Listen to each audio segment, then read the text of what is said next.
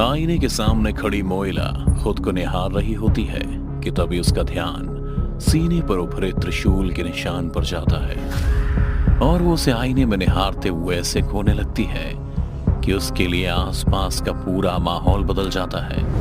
उसके सामने के आईने पर क्रैक आने लगता है। कमरे का रंग फीका पड़ते पड़ते खंडर में बदल जाता है और वो खुद डर के मारे ऐसे कांपने लगती है जैसे किसी ने उसे अपने चंगुल में जकड़ रखा हो। वो घुटने के बल बैठ अपने दोनों हाथ को ऐसे फैला लेती है जैसे किसी ने उसे जंजीर में बांध दिया हो। देखते ही देखते इसकी दोनों आंखों से खूनी लाल आंसू निकलने लगे। चारों ओर से नगाड़े और शंख की आवाज गूंजने लगी। तभी किसी की तेज आवाज आई। देख क्या रहा है? धंसा दे त्रिशूल इसके सीने में और अलग कर दे इसके शरीर से उस ब्रह्म दैत्य की आत्मा को। इस एक आवाज के साथ एक हाथ में त्रिशूल को मोइला के सीने में धंसा देता और वो दर्द के मारे तड़पते हुए ऐसे कराहने लगती है जैसे उसके शरीर से आत्मा को अलग कर दे गया हो। तभी मोइला, मोइला होश में आओ मोइला। रवीश की आवाज सुन मोइला वापस इस दुनिया में तो आ गई, पर अभी भी उस भयानक सपने ने मोइला को डर के आतंक में घेरे हुए था। फिर से वही सब देखा क्या तुमने? कितनी बार कहा है मत देखा करो इस निशान को जो तुम्हें पुरानी यादों में खींच लेता है। रवीश की बात सुन मोइला थोड़ी शांत हो जाती है। ठीक हूँ मैं रवीश, ये बुरे सपने तो मेरी जिंदगी का हिस्सा ही बन गया है और अब लगता है कि ये मेरी मौत के साथ ही खत्म होगा। ऐसा मत बोलो तुम, बस कुछ दिनों की बात और है, फिर सब पहले जैसा होगा। क्या पहले जैसा होगा रवीश? 1 साल हो गए यूं मुझे तुम्हारे साथ रहते हुए, पर तुम हो कि बताते ही नहीं कि आखिर क्या हुआ था मेरे साथ।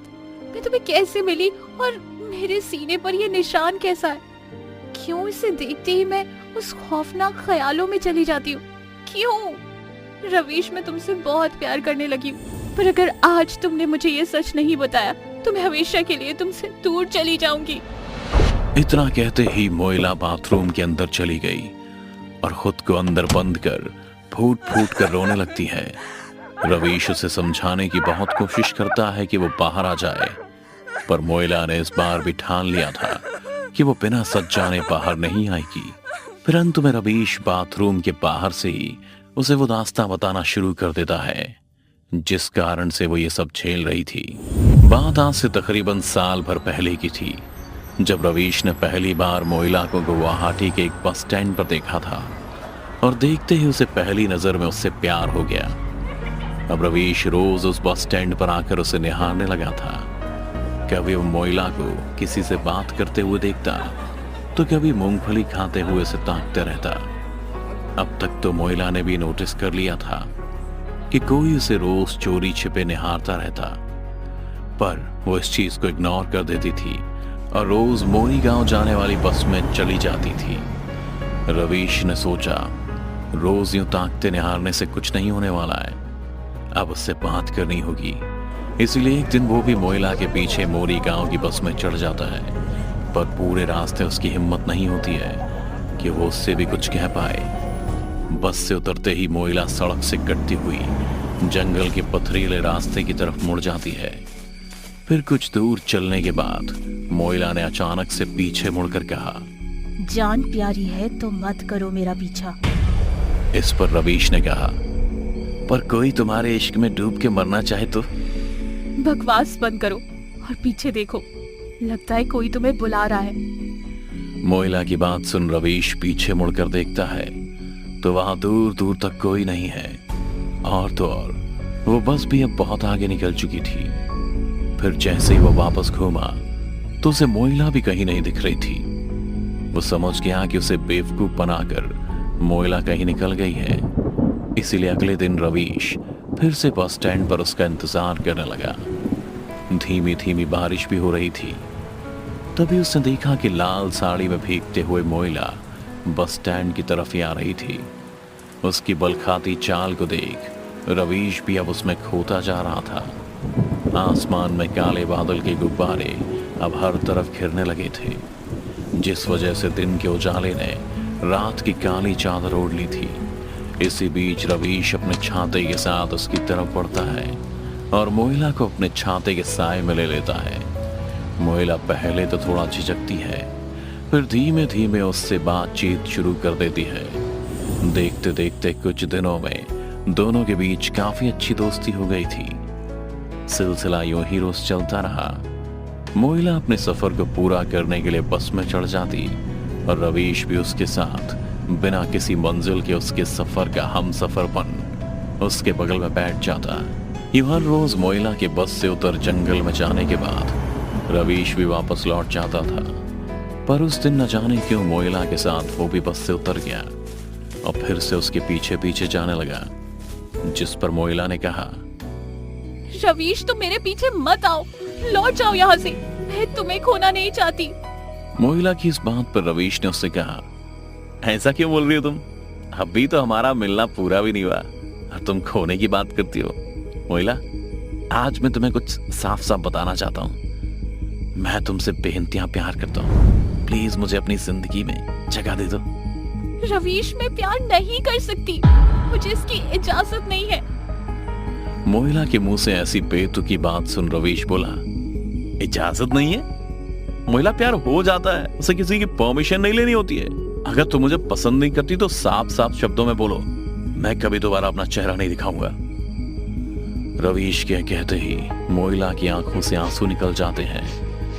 रवीश मैं तुम्हें खोना नहीं चाहती हूँ, पर हम कभी एक नहीं हो सकते हैं। मोइला ने इतना कहा ही था कि रवीश ने झुंझलाते हुए कहा, आखिर क्यों मोइला? और मोइला का हाथ पकड़ लिया। दोनों एक पल को एक दूसरे के करीब आ ही रहे थे कि अचानक ही आसमान में जोर की बिजली कड़की। तभी रवीश को मोइला के अंदर एक राक्षस दिखाई दिया, जिसे देख रवीश मोइला को खुद से दूर झटक देता है। पर रवीश समझ नहीं पा रहा था कि उसने अभी अभी क्या देखा, क्योंकि मोइला को छूते ही उसे उसमें कोई और दिखने लगा था। आखिर ये क्या माजरा था? तभी मोइला ने उससे कहा, रवीश तुम्हें मुझे भूलना होगा। मेरा शरीर एक ब्रह्म दैत्य के कब्जे में है, क्योंकि मेरे परदादा ने एक ब्राह्मण का ये कहकर अनादर किया था कि भिक्षा मांगने वाले से हम अपनी बेटी नहीं बिहाएंगे।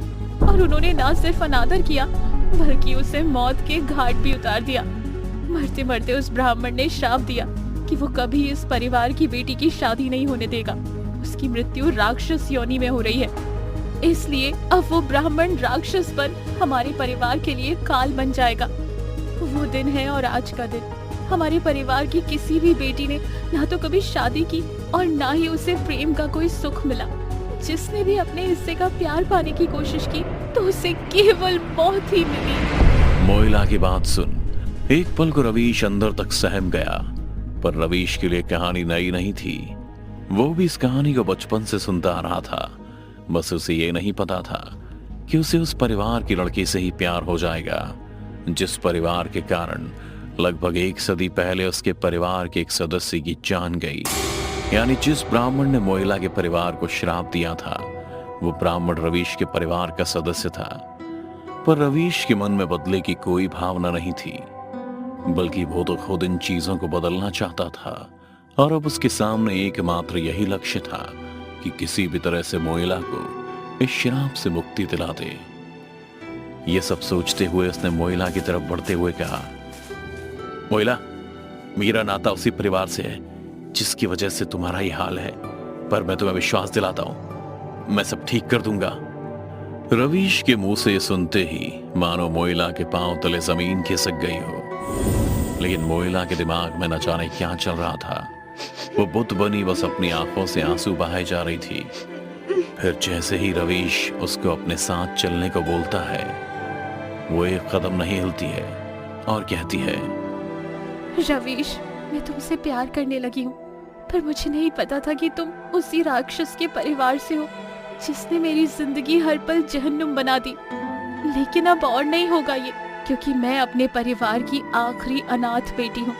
ना मैं जिंदा रहूंगी और ना हमारे परिवार में कोई और बेटी जन्मेगी, और ना उसे तिल तिल कर मरना पड़ेगा। आज तुम्हारा प्यार ही मेरी मौत का कारण बनेगा।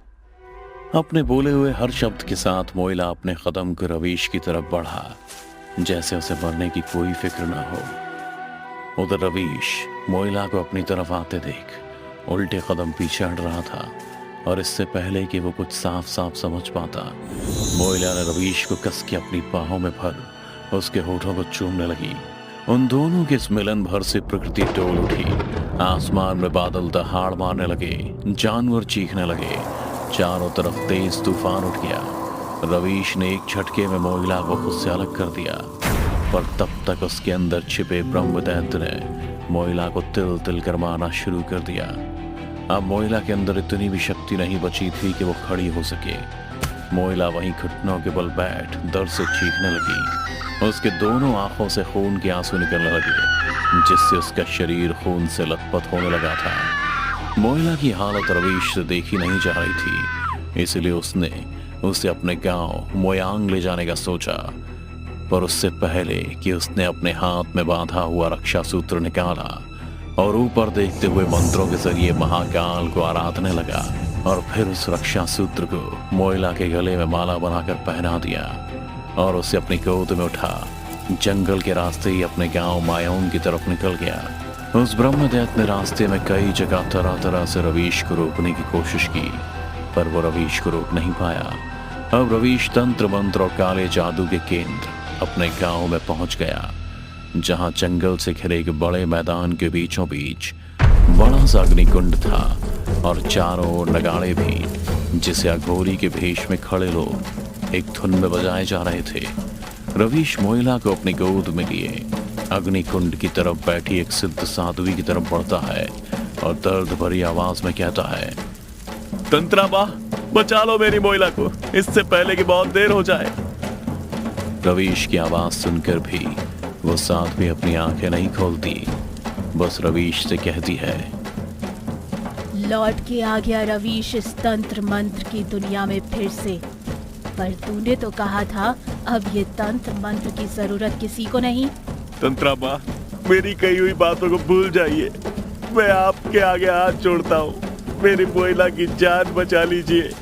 रवीश की बात सुन वो साध्वी गुस्से से लाल अपनी आंखों को खोलती हुई कहती है, अरे मूर्ख, उसे तो तूने तभी बचा लिया था जब तूने उसकी रक्षा के लिए महाकाल का मंत्र जपा, पर उसके रूह से ब्रह्म दैत्य को आजाद करना इतना आसान नहीं है।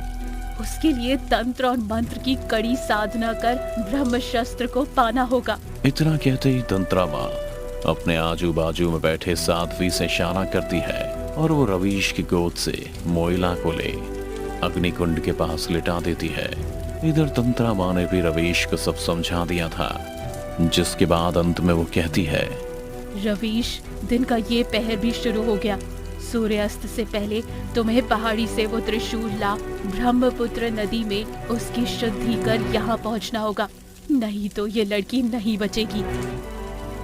आशीर्वाद दीजिए तंत्रा माँ, सूर्यास्त से पहले लौट आऊंगा और अपने पूर्वज के कलंक को मिटाऊंगा। मैं इसे यूं ही मरने नहीं दे सकता।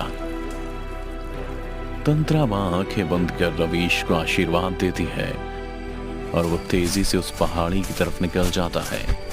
कभी जंगली जानवर तो कभी कोई अंधा दलदल। रवीश इन सभी चीजों को पार करते हुए ऊपर पहाड़ी की गुफा में पहुंच गया था, जहां वो सिद्ध त्रिशूल गड़ा हुआ था। रवीश उसके सामने नतमस्तक हो उसे वहां से निकाल लेता और पहाड़ी से थोड़ा नीचे झरने के ऊपर से ही नदी में छलांग लगा देता है। उतने ऊपर से छलांग लगा, एक पल को रवीश बेहोशी की हालत में चला जाता और उसके हाथ से त्रिशूल छूट पानी के साथ बहने लगता है। पर तभी उसकी आंखों के सामने एक ऐसा दृश्य आया जिससे कि मोइला उसे दूर जा रही हो, जिसके बाद वो एक झटके में आंख खोलता है और तैर के त्रिशूल को पकड़ लेता है।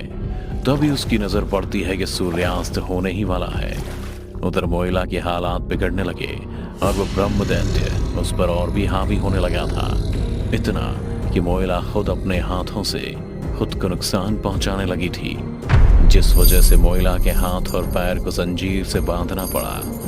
मोइला की हालत देख तंत्रा माँ ऊपर देखते हुए कहती है, रवीश, इससे पहले कि सूर्यास्त हो जाए आ जाओ बेटा, नहीं तो ये ब्रह्म दैत्य जीत जाएगा।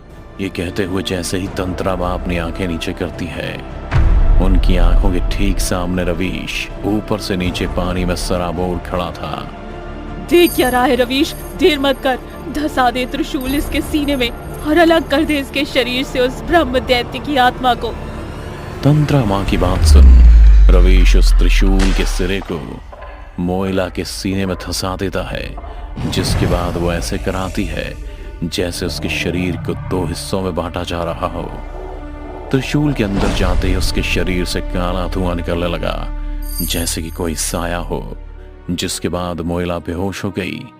मोइला के बेहोश होते ही उसे जंजीर से निकाल तंत्रा माँ साथ ही और बाकी साध्वी मोइला के उपचार में लग गई। मोइला कई दिनों तक अपनी आंखें नहीं खोलती, और जब खोलती है तो रवीश को पाती है, और सीने पर वो त्रिशूल का जख्म अब उसे परेशान करने लगा था। ये सारी बातें बताते हुए रवीश वहीं बाथरूम के बाहर बैठ रोने लगता है और कहता है, मोइला, मैं सचमुच तुम्हें खोना नहीं चाहता था, पर अब फैसला तुम्हारा होगा। अगर तुम मुझे छोड़कर जाना चाहती हो तो जा सकती हो। दूसरी तरफ बैठी मोइला भी रवीश की बातें सुन रोए जा रही थी, जो एक झटके में दरवाजा खोलकर बाहर आ जाती है और रवीश को गले लगा बाहों में भर लेती है और कहती है, आज के बाद अलग होने की बात मत करना, मैं ताउम्र तुम्हारे साथ रहना चाहती हूँ। मोइला को उसके सारे सवालों के जवाब मिल चुके थे और वो अब अपने उस निशान की तरफ भी ध्यान नहीं देती है, पर अब भी उसे वो बुरे सपने आते रहते हैं, जिसमें वो ब्रह्म राक्षस कहता है, मोइला, मैं लौट कर जरूर आऊंगा।